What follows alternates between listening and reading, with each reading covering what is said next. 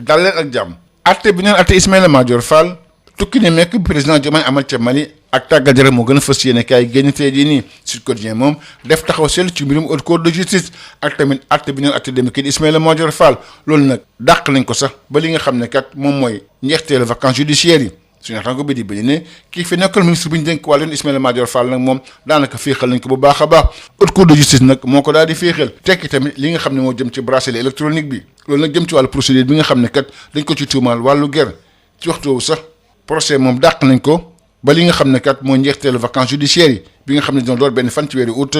jeex fanweeri fan ak benn ci weeru octobre atum 2026 Ismaïla Madior Fall féexal nañ ko loolu moo gën a fës yéene kaay bi di Les Échos di ndam loo xam ne kat ndam lu am solo la ndam loolu li ko am moo nekk Ismaïla Madior Fall loolu la verdict moo ko daal di bind source a di fësal ne Ismaïla Madior Fall kat moom féex na ñaari yoon di xaar nag atte bi nga xam ne war na am ci njeexteelu vacances judiciaires yi moom Ismaïla Madior Fall boobu sax tekki lañ ko nag bracelet électronique bi ci yéen kaay source a ba tey mi ngi ko ci ay kaddu nee na kat moom professeur dafay jàngale yoon tàggat ay magistrat ak tamit ay avocats yu bëri waaye tamit ay auxiliaire de justice nekkoon tamit ministre de la justice moom kat du ngàññi mu ko justice ni muy doxee ci waxtaan woo xam ne seq na ko l'observateur moom Ismaïla Madior Fall dellusiwaat ci li ñu koy tuumal ak tamit wala procédure bi la tribune di fësal ne Ismaïla Madior Fall boo deful ndànk kat duñ ko topp ci dara suñu naataangooy di bañ ne ki nga xam ne moo ko tuumal kat moom daanaka li mu waxoon yëpp wéddi na ko ci cour de justice ci yéene kaay bi ba tey Boubacar Ba mi nga xam ne moo jiite forum du justiciable moom joxe ci xalaatam moom kat mu ngi oon ci réew mi mu tas haute cour de justice mal tamit mu indi ci ay coppite ne kat ni mu joxe fi mu toll nii moom siggilul dara réew mi di Sénégal. ci wàllu politique diggante Ousmane Sonko ak Diomaye mu ngi gën di ñagas ba léegi Pastef nag ñoom jóg taxaw temm ngir xeex ak li nga xam ne kat moom mooy maire yi màng utile rek parti Diomaye bi di kiiraay loolu sax moo gën a fës yéene kaay di Vox Populi suñu naataangoo di bind ne moo tax député bii di Amadou Ba bëgg nag proposition de loi ngir rek ñu tekki ndomb tànk bépp maire boo xam ne kat dafa def transhumance loolu nag ni ñu ko defee ci député yi constitution bi dafa wax ne député boo xam ne kat da nga jóge sa parti dem ci beneen parti moom da ngay ñàkk sa mandat député loolu nag dañ ko war a jëmmal ci maire yi nga xam ne kat fi mu toll nii ñoom ñooy def transhumance bi ngir rek xeex salfaañi gi ñu salfaañi nag ñu leen voteel waaye tamit confiance bi électeurs yi am ci ñoom loolu kat war nañ ko appliqué nag ngir maire yi ci yéen kaay boobu ba tey Coumba Ndoffène Diouf bu kiiraay indi ci ay leeral tontu kii di Amadou Ba nee na proposition de loi boobu kat xel mën na ko nag ci wàllu moral waaye nag dafa am ay gàllankoor yu bëri yoo xam ne am na ko ci wàllu démocratie tamit ci wàllu yoon nee na kat maire bi moom askan bi ñoo ko fal lu jëm nag ci wàllu moral warul tax nag ñu foqarti li nga xam ne moom mooy kaddu électeurs yooyu sax ñu mooy war a taal nag élection yi dëgmal si démocratie dafa war a sukkandiku nag ci jugement populaire warul nekk nag sanction automatique yi di Pape Ibrahima Senghor di ñaanal bu baax a baax li nga xam ne kat dafay gàllankoor wàllu démocratie nee na proposition de loi boobu nag nekk na loo xam ne kat dafay salfaani wàllu démocratie mandat maire askan wi ñoo ko jox li ni mel nag suñ ko defee moom dañuy salfaani li nga xam ne kat mooy wàllu démocratie ngir xeex ak wàllu transhumance ak maire yi nga xam ne kat dañuy fëx di dem ci parti Diomaye bi loolu nag jaaxal na loolu Pastef loolu sax mu gën fës yéene kaay bi di laas ba tey ci wàllu politique quotidien di critique di fësal ne président Diomaye nag war naa dàq directeur ak PCA yi nga xam ne kat ànduñu ak moom ci parti bu bees bi su ko defee rek mu fal ñi nga xam ne kat ñoom ñoo ànd ak moom tukki ne meeku président Diomaye amaloon na ko démb ca Mali ci quotidien di fësal ne président de la République Bassirou Diomaye Diakhar Faye fësal nag diggante Sénégal ak Mali li nga xam ne kat di diggante boo xam ne kat yàgg na lool ci waxtu boo xam ne kat dafa am nag défi yu bëri leen di xaar bokk na ci nag wàllu kaaraange ak tamit wàllu koom le quotidien dellusiwaat ci tukki ne meeku bi nga xam ne Diomaye amaloon na ko fële ca Bamako ñu waxtaanee fa lu jëm ci wàllu kaaraange ak tamit wàllu koom waaye tamit relation bilatérale le quotidien di fësal ne président Diomaye sax moom dafa ñib si waat nag ci journée bi bokk na ci wàllu kaaraange ak tamit wàllu koom Sénégal ak Mali nag gën a rataxal seen diggante loolu moo gën a fës ci yéenekaay bi di éveil Bamako ak Ndakaaru nag di waxtaan loolu enquête moo ko daal di bind tukki ne ko bi nga xam ne président Diomaye bi nga xam ne moo jiite CEDEAO amal na ko ca Mali muy tamit mission bu njëkk ci waxtu woo xam ne kat dañ soxla waxtaan ci wàllu kaaraange ci Afrique sowu jant loolu sax waxtaanee na ko ak tamit ki nga xam ne moo nekk Assimi Goïta ci yéen kaay bi di la dépêche ñu ngi fësal ne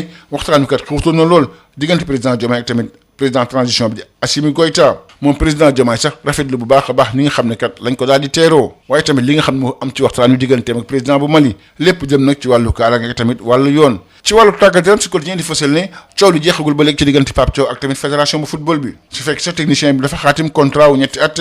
ak fédération ci États-Unis ñaar fukki fan ak ñaar ci weeru juin atum 2026 nguuru Sénégal kat moom mi nga xam ne moo koy fay moom wax ne fédération kat moom loolu du ko mën loolu sax moo gën a fas yéene kaay bi Sud Quotidien ba tey ci wàllu tàggat yaram ñu wax ci wàllu basket Sud Quotidien di fasal ne kii tàggat gaynde jigéen ci wàllu basket Cheikh Sarr nag def na le point démb ci stage de préparation bi jëm ci wàllu tournoi préqualification Jeux olympiques 2028 bi war a am fukki fan ak juróom-ñaar jàpp ñaar fukki fan ak ñett ci weeru août ca Mexique. Cheikh Sarr di siwaat ci li nga xam ne kat moo jëm ci wàllu waajtaay waaye tamit naka la ñu mën a def ba àggale ay match boole duñ ci am nag benn tolof moom Cheikh Sarr sax dellusiwaat na ci li nga xam ne kat moo ñàkk a teew kii di nee na Awa Ndiaye mbokk yi jaa ngeen jëf beneen incha allahu rabbi. Bonjour à tous. Le procès d'Ismaïla Madior Fall, la visite du président Diomaye au Mali et le sport sont les principaux sujets développés dans les journaux ce mercredi. Haute Cour de justice poursuivie pour corruption. Ismaïla Madior Fall libéré de son bracelet électronique. Le dossier renvoyé. Selon Sud Quotidien, l'ancien garde des Sceaux, ministre de la Justice Ismaïla Madior Fall bénéficie d'un allègement